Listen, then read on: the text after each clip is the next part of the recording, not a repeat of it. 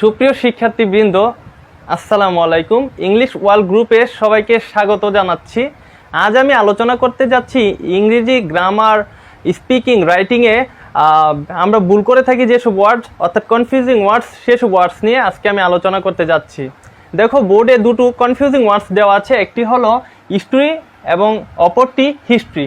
History এবং history দুটো word আপাত দৃষ্টিতে দেখতে একই মনে হলেও দুটো ওয়ার্ডের মধ্যে ব্যাপক পার্থক্য আছে, এবং আমরা যখন ইংলিশ রাইটিং লিখি তখন এ দুটো ওয়ার্ডের ব্যাপক ভুল আমরা করে থাকি। সো আজকে আমরা দুটো ওয়ার্ডের যে ব্যবহার, সেই ব্যবহারটা দেখে নেব। দেখো, হিস্ট্রি হিস্ট্রি এমন একটা ঘটনা যা ট্রু অর ফলস উভয় হতে পারে, but history events are always true. অর্থাৎ হিস্ট্রিতে যেসব ঘটনা আছে, যেসব ঘটনার কারণে আমরা হিস্ট্রি ওয়ার্ডটা ব্যবহার করব, সেই ঘটনাটা অবশ্যই ট্রু ফ্যাক্ট হবে, বাট হিস্ট্রির ক্ষেত্রে সেটা ট্রু হতেও পারে, নাও হতে পারে। তাহলে দেখো, দুটো সেন্টেন্স লেখা আছে বোর্ডে হিস্ট্রি এবং হিস্ট্রির থেকে। আমরা দুটো সেন্টেন্সকে আগে দেখে নিই এবং সেন্টেন্সগুলো কোথায় ভুল আছে সেই ভুলগুলো আমরা আইডেন্টিফাই করব। দেখো, first sentence, the history of the liberation war is memorable. দেখো, এখানে হিস্ট্রি ব্যবহার করেছি কিন্তু লিবারেশন ওয়ার। আচ্ছা বলো তো, লিবারেশন ওয়ারটা কি একটা সত্য ঘটনা না মিথ্যে ঘটনা? অবশ্যই এটা সত্য ঘটনা, কারণ কোনো একটা যুদ্ধ অবশ্যই সেটা অ্যাকচুয়াল ফ্যাক্ট, কখনো মিথ্যে ঘটনা হতে পারে না, যেহেতু এটা লিবারেশন ওয়ার, সত্য ঘটনা। আমরা কি পড়েছিলাম যে হিস্ট্রি অলওয়েজ ট্রু, অর্থাৎ হিস্ট্রি ওয়ার্ডটা অলওয়েজ ট্রু ফ্যাক্টের ক্ষেত্রে ব্যবহার করব, কিন্তু এখানে দেখো লিবারেশন ওয়ার্ডটা হলো ট্রু ফ্যাক্ট। সো কিন্তু আমরা হিস্ট্রি ব্যবহার করেছি, অথচ হিস্ট্রি হলো আমরা রং ফ্যাক্ট, অর্থাৎ যেটা ট্রু নয় সেই ফ্যাক্টের ক্ষেত্রে ব্যবহার করতে পারবো। দেখো, হিস্ট্রি ওয়ার্ডটা এখানে হবে না। অর্থাৎ আমরা যখন এডমিশন টেস্ট ইংলিশ কোয়েশ্চেন পাই, দেখা যায় যে কিছু কোয়েশ্চেন আছে পিন পয়েন্টিং এরর থেকে, অর্থাৎ একটা সেন্টেন্সের মধ্যে কোথায় ভুল আছে। দেখো তো, এই সেন্টেন্সটার মধ্যে the history of the liberation war is memorable, পুরোটা সেন্টেন্সেই বোঝা যাচ্ছে সেন্টেন্সটা একটা ট্রু সেন্টেন্স, অর্থাৎ লিবারেশন ওয়ার হয়েছিল, সেই ওয়ারটা মেমোরেবল। দেখো, এখানে ট্রু কখনোই হতে পারে না, এখানে হবে হিস্ট্রি। সো এটা ভুল, এখানে আমরা সবসময় হিস্ট্রি ব্যবহার করব। এরপর দেখো, second sentence, the history of the boatman and the scholar inspires us to be modest. দেখো, আমরা হিস্ট্রি যখন লিখি ইংলিশ ফার্স্ট পেপারে, তখন আমরা একটি ঘটনা পড়েছিলাম বটম্যান এবং স্কলারের মধ্যে কথোপকথন, এবং সেটা গল্প আকারে পড়েছিলাম, কিন্তু ওই ঘটনাটা কিন্তু ট্রু কিনা আমরা জানি না, সেটা মিথ্যাও হতে পারে, অর্থাৎ কোনো গল্পকার নিজের মতো সাজাতে পারে। সেই ক্ষেত্রে আমরা সেখানে হিস্ট্রি ব্যবহার করতে পারি না, আমরা সেই ক্ষেত্রে ব্যবহার করব হিস্ট্রি। দেখো, এই সেন্টেন্সে লেখা আছে the history of the boatman and the scholar inspires us to be modest. এখানে দেখো, বটম্যান এবং স্কলারের যে ঘটনাটা সেটা মিথ্যা ঘটনা, অর্থাৎ কোনো গল্পকার নিজের মতো সাজিয়েছে। সো এখানে আমরা হিস্ট্রি ব্যবহার করতে হবে, হিস্ট্রি ব্যবহার করা যাবে না। দেখো, এখানে তোমার যখন কোশ্চেন আসবে পরীক্ষাতে তখন হিস্ট্রি দেওয়া থাকবে, কিন্তু হিস্ট্রি আসলে ভুল, হিস্ট্রি ভুল, সেই কারণে আমরা হিস্ট্রিটা কেটে এখানে হিস্ট্রি ব্যবহার করব। হিস্ট্রি যদি ব্যবহার করি তাহলে সেন্টেন্সটি ঠিক আছে, কিন্তু তোমার কাছে মনে হতে পারে যে হিস্ট্রি এবং হিস্ট্রি একই জিনিস, বাট হিস্ট্রি এবং হিস্ট্রির মধ্যে কিছুটা ডিফারেন্স আছে, এবং সেই ডিফারেন্সের কারণে দেখা যায় যে সেন্টেন্সের যে যোগ্যতা একটা ব্যাপার আছে, যোগ্যতার ব্যাপার, সেটা আমরা ক্ষুণ্ণ হয়। সো আমরা সবসময় খেয়াল রাখবো হিস্ট্রি এবং হিস্ট্রিকে যেন একই পাল্লায় না মাপি। এখন আমরা পরবর্তী দুটি কনফিউজিং ওয়ার্ডসে চলে যাব। সুপ্রিয় শিক্ষার্থীবৃন্দ, দেখো, বোর্ডে আরও দুটো কনফিউজিং ওয়ার্ডস দেওয়া আছে, একটি হলো লিসেন, অপরটি হলো হেয়ার। লিসেন এবং হেয়ার দুটো ওয়ার্ডের অর্থ প্রায় এক হলেও ব্যবহার কিন্তু ভিন্ন। দেখো, লিসেন ওয়ার্ডটি আমরা তখনই ব্যবহার করব যখন কোনো কিছু, কোনো ঘটনা বা কোনো শব্দ আমরা যখন মনোযোগ দিয়ে শুনবো, এবং লিসেন ওয়ার্ডটির আরেকটা ব্যবহার হলো আমরা যখন উপদেশ, কোনো ব্যক্তি উপদেশ যখন আমরা গ্রহণ করব সেই ক্ষেত্রে হবে লিসেন, অর্থাৎ অ্যাকসেপ্টিং অ্যাডভাইস। অর্থাৎ লিসেনের দুটো ব্যবহার, একটা হলো মনোযোগ দিয়ে কোনো কিছু শোনা, অপরটি হলো কারো অ্যাডভাইস গ্রহণ করা। অপরটি দেখো হেয়ার। হেয়ার হলো, হেয়ার শব্দের অর্থ শ্রবণ করা হলেও হেয়ার শব্দটি কিন্তু পেইং অ্যাটেনশন বোঝায় না, অর্থাৎ মনোযোগ দিয়ে কোনো কিছু শোনা বোঝা না। ধরো, একটি এক্সাম্পলে আসা যাক।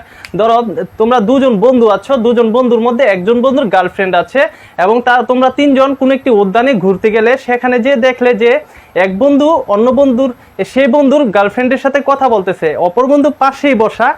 এই যে অপর বন্ধু যে বন্ধুর গার্লফ্রেন্ড সে যখন কথা বলতেছে গার্লফ্রেন্ডের সাথে, সে যখন কথা বলে অন্য বন্ধু সেটা শুনতেছে, যখন সে কান পেতে শুনবে সেই ক্ষেত্রে হবে লিসেন। আর যখন সে মনোযোগ দিয়ে শুনবে না, অর্থাৎ তার মতো সে কথা বলুক, আমি এখানে বসে থাকি মোবাইল টিপি, অর্থাৎ তখন হবে সেটা হেয়ার। তাহলে আশা করি বুঝতে পারছো যে হেয়ার এবং লিসেনের মধ্যে কিছুটা পার্থক্য আছে। চলো এক্সাম্পল দিয়ে আমরা দেখে নিই।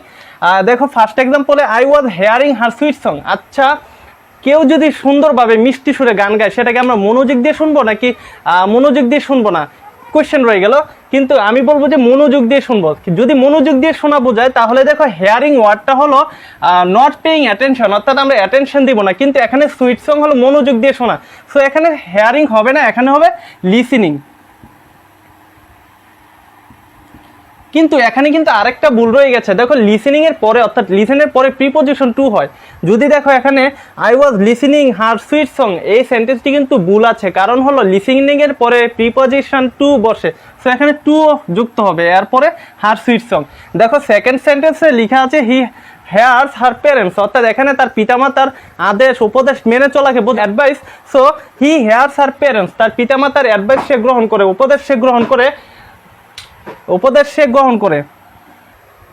দেখো সেকেন্ড সেন্টেন্সে আমরা লক্ষ্য করলে দেখতে পাবো হি হেয়ার্স হার প্যারেন্টস, অর্থাৎ এখানে পিতামাতার উপদেশ অ্যাকসেপ্ট করাকে বোঝানো হয়েছে। সো সেই ক্ষেত্রে হেয়ার্স হবে না, এখানে হবে লিসেন। কারণ আমরা কিন্তু পড়েছি লিসেন ওয়ার্ডটি তখনই ব্যবহার হয় অ্যাকসেপ্টিং অ্যাডভাইস, যখন অ্যাডভাইস অ্যাকসেপ্ট করা হয় তখন কিন্তু লিসেন ওয়ার্ডটি ব্যবহার করা। এখানে হেয়ার্স হবে না, লিসেন হবে, এবং লিসেনের পরে অলওয়েজ প্রিপজিশন টু হবে। এরপর দেখো আই লিসেন দেম টকিং। দেখো কেউ যদি কথা বলে সেটা আমি মনোযোগ দিয়ে শুনতেও পারি, নাও শুনতে পারি, কিন্তু এখানে টকিংটা কিন্তু আমরা আপাত দৃষ্টিতে দেখতে পাচ্ছি যে এটা নট পেইং অ্যাটেনশন, অর্থাৎ এখানে আমি অ্যাটেনশন দিচ্ছি না, সেই ক্ষেত্রে লিসেন হবে না, এখানে হবে হেয়ার।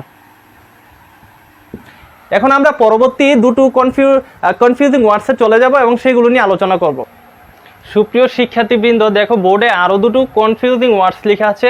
একটা হলো ডিসকভার, অপরটি ইনভেন্ট। ডিসকভার মানে ও হলো উদ্ভাবন, আর ইনভেন্ট মানে হলো আবিষ্কার। দেখো ডিসকভার এবং ইনভেন্টের মধ্যে কিছুটা পার্থক্য আছে, দুটোর অর্থ, দুটোর ব্যবহারের মধ্যে কিছুটা ভিন্নতা আছে। দেখো প্রথমটি হলো এক্সিস্টেড বিফোর।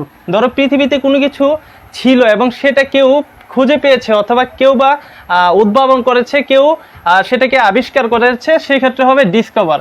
কিন্তু এটা আননোন ছিল, অর্থাৎ কেউ জানতো না যে পৃথিবীর মধ্যে এটা ছিল, সেই ক্ষেত্রেও সেটা হবে ডিসকভার। কিন্তু দেখো ইনভেন্ট শব্দটা টোটালি নিউ, অর্থাৎ ডিডেন্ট এক্সিস্টেড বিফোর, অর্থাৎ পৃথিবীতে কিছু বিদ্যমান ছিল না কিন্তু কোনো ব্যক্তি নতুনভাবে সেটা উদ্ভাবন করেছে, আবিষ্কার করেছে, সেই ক্ষেত্রে হবে ইনভেন্ট। দেখো দুটো এক্সাম্পল দেওয়া আছে। প্রথমটি হলো America was invented by Columbus. America একটা দেশ, সেই ক্ষেত্রে দেখো এই দেশটা কি পৃথিবীতে ছিল না? অবশ্যই ছিল। কোনো ব্যক্তি সেখানে পরিভ্রমণ করে সেখানে এই দেশটিকে খুঁজে পায়, কিন্তু দেশটি কিন্তু পৃথিবীতে বিদ্যমান ছিল। এই বিদ্যমান কোনো জিনিস যখন কেউ খুঁজে পায়, কেউ আবিষ্কার করে, সেই ক্ষেত্রে হবে ডিসকভার। কিন্তু আমরা এই সেন্টেন্সে লিখেছি ইনভেন্ট, অর্থাৎ ইনভেন্ট এই সেন্টেন্সে হবে না। যখন দেখবে যে অ্যাডমিশন টেস্টে কিছু পিন পয়েন্টিং এরর আসে, এরকম ভুল দেয়, অর্থাৎ কোন একটা সেন্টেন্সের মধ্যে কোন ওয়ার্ডটি আসলে ভুল, কোন ওয়ার্ডটি রিপ্লেসমেন্ট দরকার, সেই ক্ষেত্রে এরকম ভুল দেয়। এই ক্ষেত্রে দেখবে যে ইনভেন্ট ওয়ার্ডটা রিপ্লেস করে আমরা ডিসকভার ওয়ার্ড ইউজ করব। দেখো America was invented by Columbus, অর্থাৎ কলম্বাস আমেরিকা আবিষ্কার করেছিল, এই সেন্টেন্সটা টোটালি ভুল। কারণ হলো ইনভেন্ট হবে না, এখানে হবে ডিসকভার। কারণ কোনো কিছু বিদ্যমান ছিল এবং সেটা যদি আবিষ্কার করা হয় সেক্ষেত্রে হলো ডিসকভার, আর কোনো কিছু বিদ্যমান ছিল না কিন্তু নতুনভাবে আবিষ্কার করা হয়েছে, সেক্ষেত্রে ইনভেন্ট। দেখো সেকেন্ড সেন্টেন্সে এডিশন ডিসকভার দ্য গ্রামোফোন। দেখো গ্রামোফোনটা কিন্তু পৃথিবীতে ছিল না, এডিশন সেটাকে আবিষ্কার করেছে, এই যে নতুন একটা আবিষ্কার, সেক্ষেত্রে হবে ইনভেন্ট। অর্থাৎ এখানে প্রথম সেন্টেন্স হবে ডিসকভার্ড, সেকেন্ড সেন্টেন্সে হবে ইনভেন্টেড। যেহেতু এটা পাস্ট টেন্সে আছে সেই কারণে এখানে দুটোই পাস্ট ফর্মে দেওয়া আছে। সো এরপরে আমরা আরও দুটো কনফিউজিং ওয়ার্ডস দেখে নেই। সুপ্রিয় শিক্ষার্থীবৃন্দ, দেখো বোর্ডে আরও দুটো কনফিউজিং ওয়ার্ডস লেখা আছে। একটি হলো টেক প্লেস, অপরটি টেক পার্ট। দেখো টেক প্লেস এবং টেক পার্ট দুটো ওয়ার্ড প্রায় কিছুটা একই রকম দেখা গেলেও কিন্তু দুটো ওয়ার্ডের মধ্যে ব্যাপক ব্যবধান আছে। দেখো টেক প্লেস মানে হলো টু হ্যাপেন, অর্থাৎ কোনো কিছু ঘটা, টু বি হেল্ড, কোনো কিছু সংগঠিত হওয়া। কিন্তু দেখো টেক পার্ট মানে অংশগ্রহণ করা, পার্টিসিপেট। দেখো যখন আমরা কোনো কিছুতে অংশগ্রহণ করব, ধরো কোনো সেটা হতে পারে গেম, সেটা হতে পারে মিটিং, অর্থাৎ এরকম অংশগ্রহণ করা বোঝালে সেক্ষেত্রে হবে টেক পার্ট। আর যখন কোনো কিছু সংগঠিত হবে, ধরো মিটিং সংগঠিত হবে, খেলা সংগঠিত হবে, অর্থাৎ যে কোনো কিছু যখন সংগঠিত হবে তখন সেটা হবে টেক প্লেস। দেখো দুটো এক্সাম্পল দেওয়া আছে। প্রথম এক্সাম্পলটি হলো the meeting will take person. দেখো মিটিংটা কি সংগঠিত হবে না, মিটিংয়ে আমি অংশগ্রহণ করব, অবশ্যই মিটিংয়ে আমি the meeting will take person, অর্থাৎ আমি অবশ্যই মিটিংটা সংগঠিত হবে। আমি কিন্তু এই মিটিংটা কিন্তু নিজে নিজে অংশগ্রহণ করবে না, সেই ক্ষেত্রে হবে টেক প্লেস।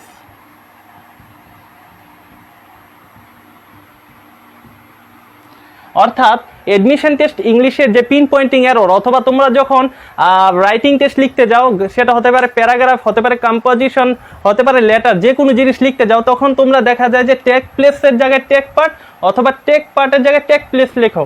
দেখো পরবর্তী সেন্টেন্সটিতে আমরা যাই, I shall take place in a meeting.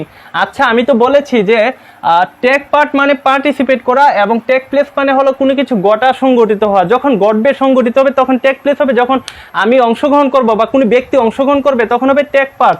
দেখো সেকেন্ড সেন্টেন্সে আই হলো কোনো একটা ব্যক্তি, সেটা আমি, অর্থাৎ আমি কি মিটিংয়ের মধ্যে অংশগ্রহণ করব না মিটিংটা আমি সংগঠিত করব, অবশ্যই মিটিংয়ে অংশগ্রহণ করব। সেই ক্ষেত্রে এই সেন্টেন্সে টেক প্লেসের স্থলে সেখানে আমরা পার্ট ইউজ করব, অর্থাৎ টেক পার্ট। অর্থাৎ টেক পার্ট মানে হলো আমি অংশগ্রহণ করা, পার্টিসিপেট করা, কিন্তু টেক প্লেস মানে হলো সংগঠিত হয়। এই দুটো ওয়ার্ডের ব্যবহার আমরা দেখি এসএসসি যে ইংলিশ আছে সেখানে যে টেবিল আছে, শূন্যস্থান পূরণ আছে, ফিল ইন দ্য গ্যাপ, সেখানেও দেখা যায় এই দুটোর ব্যবহার আসে। সো এসএসসি স্টুডেন্টরাও এই ক্লাসটি করতে পারো। পরবর্তী দুটো কনফিউজিং ওয়ার্ডস নিয়ে এখন আলোচনা করবে, এবং এই দুটো ওয়ার্ডই সর্বশেষ, এবং আশা করি তোমরা এই সবগুলো ওয়ার্ড খুব গুরুত্ব সহকারে দেখবে। শিক্ষার্থীবৃন্দ দেখো বোর্ডে আরও দুটো কনফিউজিং ওয়ার্ডস লেখা আছে, একটি হলো হ্যাবিট, অপরটি হলো কাস্টমস। একটি হ্যাবিটস, অপরটি কাস্টমস।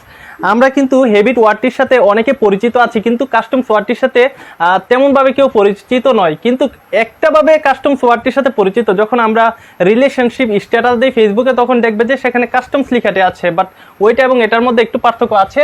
হ্যাবিট এবং কাস্টমসের ব্যবহারটা আমরা দেখে নেব এখন। হ্যাবিট মানে হলো কোনো ইন্ডিভিজুয়াল ব্যক্তির যে অভ্যাস, রীতিনীতি, আচার আচরণ, সেটাকে রিফার করবে। কিন্তু সমগ্র জাতি, কোনো একটি কান্ট্রি, কোনো একটি সোসাইটির মধ্যে বসবাসরত সকল মানুষের রীতিনীতি, কালচার, ট্রেডিশন, ওই জিনিসগুলোকে রিফার করার ক্ষেত্রে কাস্টমস ব্যবহার হয়। চলো দুটো এক্সাম্পল দেওয়া আছে, দেখে নেই।